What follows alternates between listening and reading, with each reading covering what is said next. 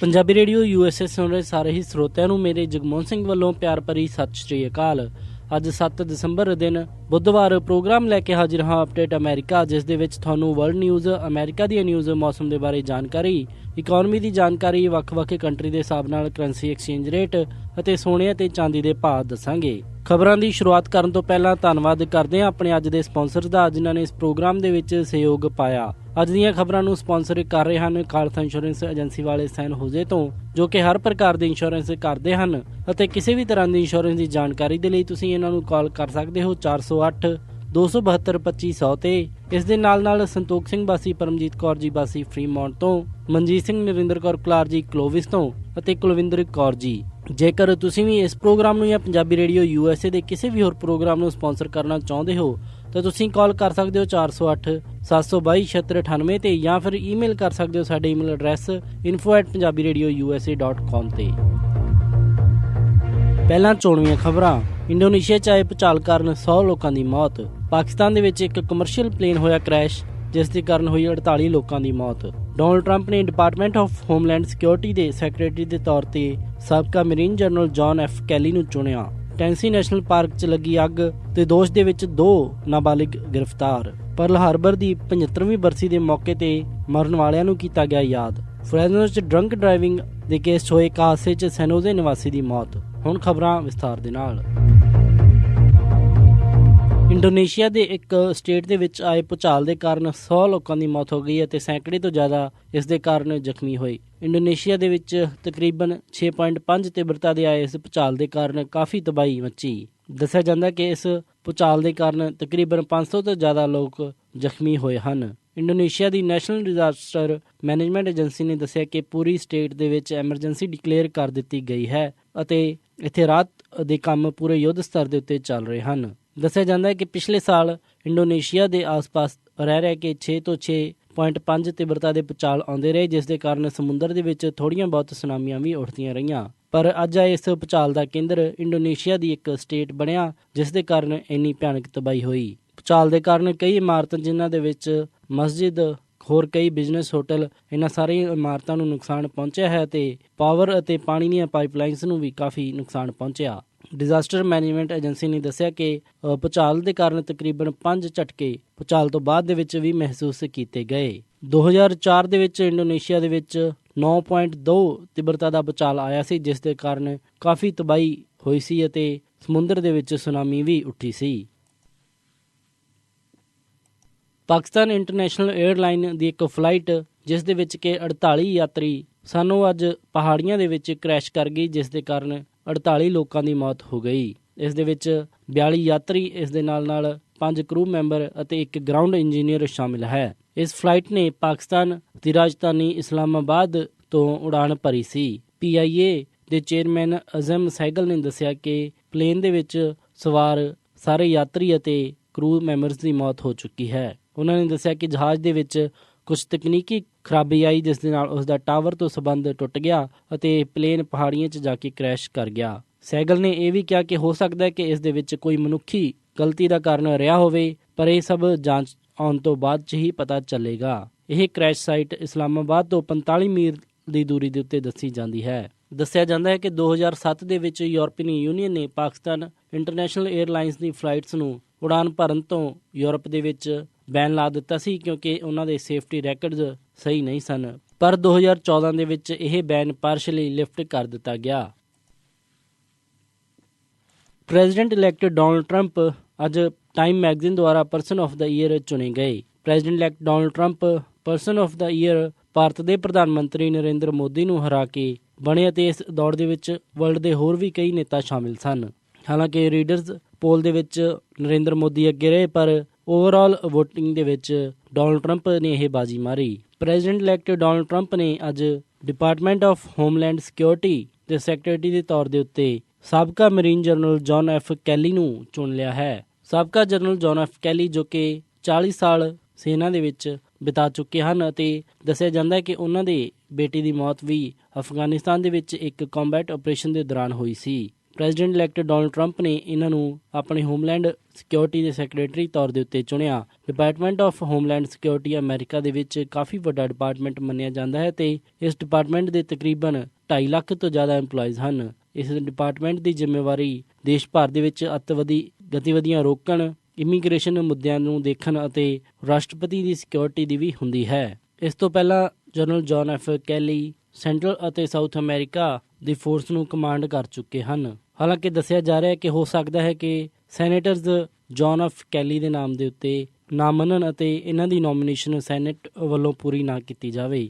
ਇਹ ਵੀ ਖਬਰ ਆ ਰਹੀ ਹੈ ਕਿ ਡੋਨਲਡ ਟਰੰਪ ਆਪਣੀ ਕੈਬਨਿਟ ਤਿਆਰ ਕਰਦੇ ਹੋਏ ਮਿਲਟਰੀ ਆਫੀਸ਼ੀਅਲਸ ਦੇ ਜ਼ਿਆਦਾ ਨਜ਼ਦੀਕ ਜਾ ਰਹੇ ਹਨ ਅਤੇ ਉਹਨਾਂ ਦੀ ਕੈਬਨਿਟ ਦੇ ਵਿੱਚ ਜ਼ਿਆਦਾਤਰ ਸਾਬਕਾ ਮਿਲਟਰੀ ਆਫੀਸ਼ੀਅਲਸ ਹੀ ਹਨ। ਡੋਨਲਡ ਟਰੰਪ ਨੇ ਹਾਲਾਂਕਿ ਆਪਣੀ ਚੋਣ ਪੁਖਤਾ ਕਰ ਦਿੱਤੀ ਹੈ ਅਤੇ ਹੁਣ ਇਹ ਸਾਰਾ ਮਾਮਲਾ ਸੈਨੇਟ ਦੇ ਕੋਲ ਜਾਏਗਾ ਅਤੇ ਸੈਨੇਟ ਹੀ ਹੁਣ ਇਸ ਦੇ ਉੱਤੇ ਮੋਹਰ ਲਾਵੇਗੀ। ਡੋਨਲਡ ਟਰੰਪ ਨੇ EPA ਨੂੰ ਲੀਡ ਕਰਨ ਦੇ ਲਈ ਸਕਾਟ ਪ੍ਰੂਟ ਨੂੰ ਚੁਣਿਆ। ਓਕਲਾਹੋਮਾ ਦੇ ਅਟਾਰਨੀ ਜਨਰਲ ਸਕਾਟ ਪ੍ਰੂਟ ਨੂੰ ਡੋਨਲਡ ਟਰੰਪ ਨੇ ਇਨਵਾਇਰਮੈਂਟਲ ਪ੍ਰੋਟੈਕਸ਼ਨ ਏਜੰਸੀ ਦੇ ਹੈੱਡ ਦੇ ਤੌਰ ਦੇ ਉੱਤੇ ਚੁਣਿਆ ਹੈ।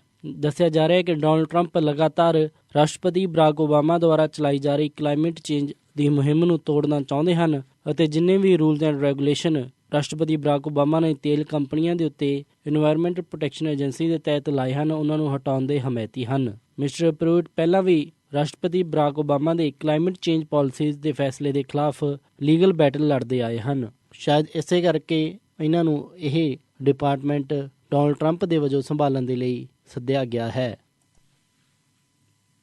ਟੈਨਸੀ ਦੇ ਵਿੱਚ ਗ੍ਰੇਟ ਸਮੋਕੀ ਮਾਊਂਟੇਨਸ ਦੀ ਕੋਲ ਨੈਸ਼ਨਲ ਪਾਰਕ ਦੇ ਵਿੱਚ ਲੱਗੀ ਅੱਗ, ਜਿਸ ਦੇ ਕਾਰਨ ਕਿ 14 ਲੋਕਾਂ ਦੀ ਮੌਤ ਹੋ ਗਈ ਸੀ ਅਤੇ ਇਸ ਦੇ ਕਾਰਨ ਕਾਫੀ ਜ਼ਿਆਦਾ ਬਿਜ਼ਨਸ ਅਤੇ ਘਰਾਂ ਨੂੰ ਵੀ ਨੁਕਸਾਨ ਪਹੁੰਚਿਆ ਸੀ। ਆਸ-ਪਾਸ ਦਾ ਕਾਫੀ ਸਾਰਾ ਏਰੀਆ ਇਵੈਕੂਏਟ ਕਰਨਾ ਪਿਆ ਸੀ। ਇਸ ਮਾਮਲੇ ਦੇ ਵਿੱਚ ਪੁਲਿਸ ਨੇ ਪਹਿਲਾਂ ਹੀ ਸੰਦੇਹ ਜਤਾਇਆ ਸੀ ਕਿ ਇਹ ਅੱਗ ਇਨਸਾਨੀ ਗਲਤੀ ਦੇ ਕਾਰਨ ਲੱਗੀ ਹੋ ਸਕਦੀ ਹੈ, ਪਰ ਹੁਣ ਇਨਵੈਸਟੀਗੇਸ਼ਨ ਖਤਮ ਹੋਣ ਤੋਂ ਬਾਅਦ ਦੇ ਵਿੱਚ ਅਥਾਰਟੀਜ਼ ਨੇ 2 ਨਾਬਾਲਿਗ ਨੂੰ ਇਸ ਮਾਮਲੇ ਦੇ ਵਿੱਚ ਗ੍ਰਿਫਤਾਰ ਕੀਤਾ ਤੇ ਉਹਨਾਂ ਨੂੰ ਇਸ ਮਾਮਲੇ ਦਾ ਦੋਸ਼ੀ ਠਹਿਰਾਇਆ। ਟੈਨਸੀ ਬਿਊਰੋ ਆਫ ਇਨਵੈਸਟੀਗੇਸ਼ਨ ਨੇ ਇੱਕ ਨਿਊਜ਼ ਰਿਲੀਜ਼ ਦੇ ਵਿੱਚ ਦੱਸਿਆ ਕਿ 2 ਜੁਵੈਨਾਈਲਸ ਨੇ ਜਾਣਬੁੱਝ ਕੇ ਇਹ ਅੱਗ ਲਾਈ ਅਤੇ ਹੁਣ ਉਹਨਾਂ ਨੂੰ ਕਾਉਂਟੀ ਦੀ ਜੁਵੈਨਾਈਲ ਡਿਟੈਂਸ਼ਨ ਸੈਂਟਰ ਦੇ ਵਿੱਚ ਰੱਖਿਆ ਗਿਆ ਹੈ। ਡਿਸਟ੍ਰਿਕਟ ਅਟਾਰਨੀ ਜਨਰਲ ਜਿਮੀ ਬੀ ਨੇ ਦੱਸਿਆ ਕਿ ਦੋਨੇ ਹੀ ਸਸਪੈਕਟ ਟੈਨੇਸੀ ਦੇ ਹੀ ਨਿਵਾਸੀ ਹਨ। ਇਹਨਾਂ ਦੋਨਾਂ ਨੌਜਵਾਨਾਂ ਬਾਰੇ ਹਜੇ ਤੱਕ ਹੋਰ ਕੋਈ ਵੀ ਇਨਫੋਰਮੇਸ਼ਨ ਮੁਹੱਈਆ ਨਹੀਂ ਕਰਵਾਈ ਗਈ ਅਤੇ ਨਾ ਹੀ ਇਹਨਾਂ ਦੀ ਉਮਰ ਅਤੇ ਇਹਨਾਂ ਦਾ ਜੈਂਡਰ ਦੱਸਿਆ ਗਿਆ ਹੈ। ਅਟਾਰਨੀ ਜਨਰਲ ਨੇ ਕਿਹਾ ਕਿ ਲੋਕ ਇਸ ਦੇ ਬਾਰੇ ਕਾਫੀ ਕੁਝ ਜਾਣਨਾ ਚਾਹੁੰਦੇ ਹਨ, ਪਰ ਕਾਨੂੰਨ ਤੌਰ ਦੇ ਉੱਤੇ ਉਹ ਇਸ ਤੋਂ ਹੋਰ ਜ਼ਿਆਦਾ ਇਨਫੋਰਮੇਸ਼ਨ ਪਬਲਿਕਲੀ ਨਹੀਂ ਦੱਸ ਸਕਦੇ। ਪਰਲ ਹਾਰਬਰ ਦੀ 75ਵੀਂ ਬਰਸੀ ਦੇ ਮੌਕੇ ਦੇ ਉੱਤੇ ਅਮਰੀਕਾ ਭਰ ਦੇ ਵਿੱਚ ਉਸ ਅਟੈਕ ਦੁਆਰਾ ਮਾਰੇ ਗਏ ਲੋਕਾਂ ਨੂੰ ਯਾਦ ਕੀਤਾ। 1941 ਦੇ ਵਿੱਚ ਵਰਲਡ ਵਾਰ 2 ਦੇ ਦੌਰਾਨ ਜਾਪਾਨ ਨੇ ਅਮਰੀਕਾ ਦੇ ਪਰਲ ਹਾਰਬਰ ਦੇ ਉੱਤੇ ਅਟੈਕ ਕੀਤਾ ਸੀ। ਜਾਪਾਨ ਦੀ ਇੰਪੀਰੀਅਲ ਨੇਵੀ ਦੁਆਰਾ ਇਹ ਇੱਕ ਸਰਪ੍ਰਾਈਜ਼ ਮਿਲਟਰੀ ਸਟ੍ਰਾਈਕ US ਦੇ ਹਾਰਬਰ ਦੇ ਉੱਤੇ ਕੀਤੀ ਗਈ। ਇਸ ਪੂਰੇ ਅਟੈਕ ਦੇ ਵਿੱਚ 188 US ਏਅਰਕ੍ਰਾਫਟ ਨੂੰ ਨੁਕਸਾਨ ਪਹੁੰਚਿਆ ਸੀ ਅਤੇ ਤਕਰੀਬਨ 2500 ਅਮਰੀਕਨ ਇਸ ਦੇ ਵਿੱਚ ਮਾਰੇ ਗਏ ਸਨ ਅਤੇ 1200 ਤੋਂ ਜ਼ਿਆਦਾ ਅਮਰੀਕਨਜ਼ ਇਸ ਦੇ ਵਿੱਚ ਜ਼ਖਮੀ ਹੋਏ ਸਨ। ਜਾਪਾਨ ਨੇ ਇਹ ਹਮਲਾ US ਨੂੰ ਪੈਸੀਫਿਕ ਕੋਸਟ ਦੇ ਵਿੱਚ ਹੋਰ ਪਿੱਛੇ ਧੱਕਣ ਦੇ ਲਈ ਕੀਤਾ ਸੀ, ਪਰ ਇਸ ਤੋਂ ਬਾਅਦ ਦੇ ਵਿੱਚ US ਨੇ ਰਿਟੈਲੀਏਟ ਕਰਦੇ ਹੋਏ ਇਤਿਹਾਸ ਦੇ ਵਿੱਚ ਸਭ ਤੋਂ ਭਿਆਨਕ ਹਮਲਾ ਜੋ ਕਿ ਹੀਰੋਸ਼ੀਮਾ ਅਤੇ ਨਾਗਾਸਾਕੀ ਦੇ ਉੱਤੇ ਪਰਮਾਣੂ ਬੰਬ ਸਿੱਟ ਕੇ ਕੀਤਾ। ਫਰੈਜ਼ਨੋ ਕਾਉਂਟੀ ਦੇ ਵਿੱਚ ਹੋਏ ਇੱਕ ਸੜਕ ਹਾਦਸੇ ਦੇ ਵਿੱਚ 58 ਸਾਲ ਦੇ ਸੈਨੋਜ਼ੇ ਨਿਵਾਸੀ ਦੀ ਮੌਤ ਹੋ ਗਈ। ਇਹ ਹਾਦਸਾ ਹਾਈਵੇ 180 ਦੇ ਉੱਤੇ ਹੋਇਆ ਜਦੋਂ ਐਲਬਰਟੋ ਕਰੇਰੀਆ ਆਪਣੀ ਨਿਸਾਨ ਕਾਰ ਦੇ ਵਿੱਚ ਹਾਈਵੇ ਤੇ ਜਾ ਰਹੇ ਸਨ ਤਾਂ ਇੱਕ ਡਰੰਕ ਡਰਾਈਵਰ ਨੇ ਉਹਨਾਂ ਦੀ ਕਾਰ ਦੇ ਵਿੱਚ ਟੱਕਰ ਮਾਰੀ। ਕੈਲੀਫੋਰਨੀਆ ਹਾਈਵੇ ਪੈਟਰੋਲ ਦੇ ਮੁਤਾਬਿਕ ਇਹ ਹਾਦਸਾ ਸੈਨ ਬੈਨੇਟੋ ਐਵਨਿਊ ਦੇ ਤਕਰੀਬ ਹੋਇਆ। ਜਿਸ ਡਰਾਈਵਰ ਨੇ ਇਸ ਕਾਰ ਦੇ ਵਿੱਚ ਟੱਕਰ ਮਾਰੀ ਉਸ ਸਮੇਂ ਉਸਨੇ ਸ਼ਰਾਬ ਪੀ ਰੱਖੀ ਸੀ ਅਤੇ ਉਹ ਕਾਫੀ ਜ਼ਿਆਦਾ ਨਸ਼ੇ ਦੀ ਹਾਲਤ ਦੇ ਵਿੱਚ ਸੀ। ਟੱਕਰ ਤੋਂ ਬਾਅਦ ਦੇ ਵਿੱਚ ਉਸਨੇ ਹਾਦਸੇ ਦੀ ਜਗ੍ਹਾ ਤੋਂ ਪੈਦਲ ਭੱਜਣ ਦੀ ਕੋਸ਼ਿਸ਼ ਕੀਤੀ, ਪਰ ਥੋੜੇ ਹੀ ਸਮੇਂ ਬਾਅਦ ਉਸਨੂੰ ਗ੍ਰਿਫਤਾਰ ਕਰ ਲਿਆ ਗਿਆ। ਇਹ ਸਨ ਅੱਜ ਦੀਆਂ ਕੁਝ ਖਾਸ ਖਬਰਾਂ। ਹੁਣ ਵੱਧਦੇ ਹਾਂ ਮੌਸਮ ਦੀ ਜਾਣਕਾਰੀ ਦੇ ਵੱਲ। ਵੀਰਵਾਰ ਨੂੰ ਸੈਨ ਹੋਜ਼ੇ ਦੇ ਵਿੱਚ ਹਾਈ ਟੈਂਪਰੇਚਰ ਰਹੇਗਾ 62 ਡਿਗਰੀ ਅਤੇ ਰਾਤ ਨੂੰ ਲੋ ਟੈਂਪਰੇਚਰ 55 ਡਿਗਰੀ। ਦਿਨ ਦੇ ਸਮੇਂ ਮੀਂਹ ਪੈਣ ਦੀ ਪੂਰੀ ਸੰਭਾਵਨਾ ਹੈ। ਸੈਨ ਫਰਾਂਸਿਸਕੋ ਦੇ ਵਿੱਚ 59 ਡਿਗਰੀ ਹਾਈ ਅਤੇ ਰਾਤ ਨੂੰ 54 ਡਿਗਰੀ ਲੋ। ਇੱਥੇ ਵੀ ਦਿਨ ਦੇ ਸਮੇਂ ਮੀਂਹ ਪੈਣ ਦੀ ਸੰਭਾਵਨਾ ਹੈ। ਸੈਕਰਾਮੈਂਟੋ ਦੇ ਵਿੱਚ 53 ਡਿਗਰੀ ਹਾਈ ਅਤੇ ਰਾਤ ਨੂੰ 51 ਡਿਗਰੀ ਲੋ। ਯੂਬਾ ਸਿਟੀ ਦੇ ਵਿੱਚ 53 ਡਿਗਰੀ ਹਾਈ ਅਤੇ ਰਾਤ ਨੂੰ 50 ਡਿਗਰੀ ਲੋ। ਸਟਾਕਟਨ ਦੇ ਵਿੱਚ 56 ਡਿਗਰੀ ਹਾਈ ਅਤੇ ਰਾਤ ਨੂੰ 51 ਡਿਗਰੀ ਲੋ। ਟ੍ਰੇਸੀ ਦੇ ਵਿੱਚ 58 ਡਿਗਰੀ ਹਾਈ ਅਤੇ ਰਾਤ ਨੂੰ 49 ਡਿਗਰੀ ਲੋ ਰਹੇਗਾ। ਮੋਡੈਸਟੋ ਦੇ ਵਿੱਚ 57 ਡਿਗਰੀ ਹਾਈ ਅਤੇ ਰਾਤ ਨੂੰ 52 ਡਿਗਰੀ ਲੋ। ਫਰੈਜ਼ਨੋ ਦੇ ਵਿੱਚ 55 ਡਿਗਰੀ ਹਾਈ ਅਤੇ ਰਾਤ ਨੂੰ 50 ਡਿਗਰੀ ਲੋ। ਬੇਕਰਫੀਲਡ ਦੇ ਵਿੱਚ 63 ਡਿਗਰੀ ਹਾਈ ਅਤੇ ਰਾਤ ਨੂੰ 54 ਡਿਗਰੀ ਲੋ। ਲਾਸ ਐਂਜਲਸ ਦੇ ਵਿੱਚ 65 ਡਿਗਰੀ ਹਾਈ ਅਤੇ ਰਾਤ ਨੂੰ 53 ਡਿਗਰੀ ਲੋ। ਟਰਕੀ ਦੇ ਵਿੱਚ 44 ਡਿਗਰੀ ਹਾਈ ਅਤੇ ਰਾਤ ਨੂੰ 37 ਡਿਗਰੀ ਲੋ ਰਹੇਗਾ। ਸਾਊਥ ਲੇਕ ਟਾਹੋ ਦੇ ਵਿੱਚ 44 ਡਿਗਰੀ ਹਾਈ ਅਤੇ ਰਾਤ ਨੂੰ 39 ਡਿਗਰੀ ਲੋ। ਇੱਥੇ ਮੀਂਹ ਪੈਣ ਦੀ ਪੂਰੀ ਸੰਭਾਵਨਾ ਰਹੇਗੀ। ਪੋਰਟਲੈਂਡ ਓਰੇਗਨ ਦੇ ਵਿੱਚ 33 ਡਿਗਰੀ ਹਾਈ ਅਤੇ ਰਾਤ ਨੂੰ 31 ਡਿਗਰੀ ਲੋ ਰਹੇਗਾ।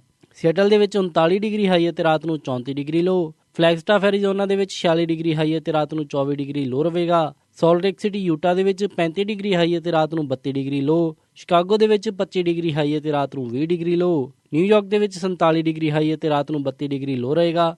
ਕੈਨੇਡਾ ਟੋਰਾਂਟੋ ਦੇ ਵਿੱਚ 2 ਡਿਗਰੀ ਸੈਲਸੀਅਸ ਹਾਈ ਅਤੇ ਰਾਤ ਨੂੰ -4 ਡਿਗਰੀ ਸੈਲਸੀਅਸ ਲੋ। ਵਿਨੀਪੈਗ ਦੇ ਵਿੱਚ -9 ਡਿਗਰੀ ਸੈਲਸੀਅਸ ਹਾਈ ਅਤੇ ਰਾਤ ਨੂੰ -21 ਡਿਗਰੀ ਸੈਲਸੀਅਸ ਲੋ। ਕੈਲਗਰੀ ਦੇ ਵਿੱਚ -18 ਡਿਗਰੀ ਸੈਲਸੀਅਸ ਹਾਈ ਅਤੇ ਰਾਤ ਨੂੰ -26 ਡਿਗਰੀ ਸੈਲਸੀਅਸ ਲੋ ਰਹੇਗਾ। ਅਤੇ ਵੈਨਕੂਵਰ ਦੇ ਵਿੱਚ 0 ਡਿਗਰੀ ਸੈਲਸੀਅਸ ਹਾਈ ਅਤੇ ਰਾਤ ਨੂੰ -3 ਡਿਗਰੀ ਸੈਲਸੀਅਸ ਲੋ ਰਹੇਗਾ। ਪੰਜਾਬ ਅੰਮ੍ਰਿਤਸਰ ਦੇ ਵਿੱਚ 26 ਡਿਗਰੀ ਸੈਲਸੀਅਸ ਹਾਈ ਅਤੇ ਰਾਤ ਨੂੰ 9 ਡਿਗਰੀ ਸੈਲਸੀਅਸ ਲੋ ਰਹੇਗਾ। ਮੈਲਬਰਨ ਆਸਟ੍ਰੇਲੀਆ ਦੇ ਵਿੱਚ 20 ਡਿਗਰੀ ਸੈਲਸੀਅਸ ਹਾਈ ਅਤੇ ਰਾਤ ਨੂੰ 10 ਡਿਗਰੀ ਸੈਲਸੀਅਸ ਲੋ। ਲੰਡਨ ਦੇ ਵਿੱਚ 13 ਡਿਗਰੀ ਸੈਲਸੀਅਸ ਹਾਈ ਅਤੇ ਰਾਤ ਨੂੰ 9 ਡਿਗਰੀ ਸੈਲਸੀਅਸ ਲੋ ਰਹੇਗਾ। ਬਰਲਿਨ ਦੇ ਵਿੱਚ 8 ਡਿਗਰੀ ਸੈਲਸੀਅਸ ਹਾਈ ਅਤੇ ਰਾਤ ਨੂੰ 4 ਡਿਗਰੀ ਸੈਲਸੀਅਸ ਲੋ। ਅਤੇ ਫਰਾਂਸ ਪੈਰਿਸ ਦੇ ਵਿੱਚ 11 ਡਿਗਰੀ ਸੈਲਸੀਅਸ ਹਾਈ ਅਤੇ ਰਾਤ ਨੂੰ 3 ਡਿਗਰੀ ਸੈਲਸੀਅਸ ਲੋ ਰਹੇਗਾ। ਇਹ ਸੀ ਮੌਸਮ ਦੀ ਜਾਣਕਾਰੀ। ਹੁਣ ਵੱਧਦੇ ਹਾਂ ਸਟਾਕ ਮਾਰਕੀਟ ਦੀ ਇਨਫੋਰਮੇਸ਼ਨ ਦੇ ਵੱਲ। ਬੁੱਧਵਾਰ ਨੂੰ ਕਲੋਜ਼ਿੰਗ ਦੇ ਸਮੇਂ ਡਾਓ ਜੋਨਸ 297 ਅੰਕ ਵੱਧ ਕੇ 19,549.62 ਤੇ ਬੰਦ ਹੋਇਆ। ਨੈਸਡੈਕ 60 ਅੰਕ ਵੱਧ ਕੇ 5,393.76 ਤੇ ਬੰਦ ਹੋਇਆ। S&P 29 ਅੰਕ ਵੱਧ ਕੇ 2241.35 ਤੇ ਬੰਦ ਹੋਇਆ। ਵਿਲਸ਼ਰ 5290 ਅੰਕ ਵੱਧ ਕੇ 23,486.3 ਤੇ ਬੰਦ ਹੋਇਆ। ਅੱਜ ਦਾ ਸਭ ਤੋਂ ਮਸ਼ਹੂਰ ਸਟਾਕ ਅਮਰੀਕਨ 에ਅਰਲਾਈਨਸ ਦਾ ਰਿਹਾ, ਜਿਸ ਦੀ ਕੀਮਤ 48.65 ਰਹੀ। ਕਰੰਸੀ ਐਕਸਚੇਂਜ ਰੇਟ ਦੇ ਵਿੱਚ ਇੱਕ US ਡਾਲਰ ਦੀ ਕੀਮਤ 67 ਰੁਪਏ 44 ਪੈਸੇ, ਇੱਕ ਕੈਨੇਡੀਅਨ ਡਾਲਰ ਦੀ ਕੀਮਤ 50 ਰੁਪਏ 97 ਪੈਸੇ, ਬ੍ਰਿਟਿਸ਼ ਪਾਉਂਡ ਦੀ ਕੀਮਤ 85 ਰੁਪਏ 13 ਪੈਸੇ, ਇੱਕ ਆਸਟ੍ਰੇਲੀਅਨ ਡਾਲਰ ਦੀ ਕੀਮਤ 50 ਰੁਪਏ 47 ਪੈਸੇ, ਇੱਕ ਯੂਰੋ ਦੀ ਕੀਮਤ 72 ਰੁਪਏ 53 ਪੈਸੇ, ਇੱਕ ਨਿਊਜ਼ੀਲੈਂਡ ਡਾਲਰ ਦੀ ਕੀਮਤ 48 ਰੁਪਏ 41 ਪੈਸੇ, ਇੱਕ ਸਿੰਗਾਪੁਰ ਡਾਲਰ ਦੀ ਕੀਮਤ 47 ਰੁਪਏ 61 ਪੈਸੇ, ਬਹਿਰੀਨੀ ਦਿਨਾਰ ਦੀ ਕੀਮਤ 179 ਰੁਪਏ ਅਤੇ ਇੱਕ ਕੁਵੈਤੀ ਦਿਨਾਰ ਦੀ ਕੀਮਤ 221 ਰੁਪਏ। ਸੋਨੇ ਦਾ ਰੇਟ $1174.84 ਪਰ ਆਉਂਸ ਰਿਹਾ ਅਤੇ ਚਾਂਦੀ $17.14 ਪਰ ਆਉਂਸ ਰਹੀ। ਇਸੇ ਦੇ ਨਾਲ ਅੱਜ ਦਾ ਇਹ ਖਬਰਾਂ ਦਾ ਬੁਲੇਟਿਨ ਇੱਥੇ ਹੀ ਸਮਾਪਤ ਕਰਦੇ ਹਾਂ। ਇਜਾਜ਼ਤ ਦਿਓ। ਉਮੀਦ ਹੈ ਕਿ ਤੁਹਾਨੂੰ ਅੱਜ ਦਾ ਇਹ ਪ੍ਰੋਗਰਾਮ ਪਸੰਦ ਆਇਆ ਹੋਵੇਗਾ। ਕਿਸੇ ਵੀ ਤਰ੍ਹਾਂ ਦੇ ਫੀਡਬੈਕ ਦੇ ਲਈ ਤੁਸੀਂ ਸਾਨੂੰ ਕਾਲ ਕਰ ਸਕਦੇ ਹੋ 408-272-5200 ਤੇ ਜਾਂ ਫਿਰ ਈਮੇਲ ਕਰ ਸਕਦੇ ਹੋ ਸਾਡੇ ਈਮੇਲ ਐਡਰੈਸ info@punjabiradiousa.com ਤੇ। ਇੱਕ ਵਾਰੀ ਫਿਰ ਸਾਰੇ ਸਪਾਂਸਰਸ ਦਾ ਬਹੁਤ ਬਹੁਤ ਧੰਨਵਾਦ। ਮਿਲਦੇ ਹਾਂ ਅਪਡੇਟ ਅਮਰੀਕਾ ਦੇ ਅਗਲੇ ਅੰਕ ਵਿੱਚ। ਤਦ ਤੱਕ ਲਈ ਸਾਰਿਆਂ ਨੂੰ ਪਿਆਰ ਅਤੇ ਸਤਿਕਾਰ ਭਰੀ ਸਤਿ ਸ਼੍ਰੀ ਅਕਾਲ। ਸੁਣਦੇ ਰਹੋ ਪੰਜਾਬੀ ਰੇਡੀਓ USA।